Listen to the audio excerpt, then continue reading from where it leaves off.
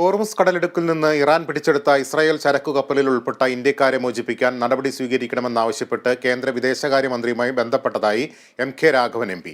കപ്പലിലുള്ളവരുടെ മോചനത്തിനായി രാജ്യാന്തര തലത്തിൽ ശ്രമങ്ങൾ തുടങ്ങിയതായും അദ്ദേഹം പറഞ്ഞു. ഇക്കാര്യം ഉന്നയിച്ച് കേന്ദ്ര വിദേശകാര്യമന്ത്രിക്കും ഇറാനിലെയും ഇസ്രായേലിലെയും ഇന്ത്യൻ എംബസികൾക്കും MK രാഘവൻ കത്തയച്ചു. കോഴിക്കോട് സ്വദേശി ശ്യാംനാഥ് അടക്കമുള്ളവർ അകപ്പെട്ട വിവരവും കത്തിൽ സൂചിപ്പിച്ചിട്ടുണ്ട്. ശ്യാംനാഥിന്റെ കുടുംബത്തെയും അദ്ദേഹം സന്ദർശിച്ചു. ഒന്ന് ഇവരുടെ മോചനമാണ് പ്രധാനം.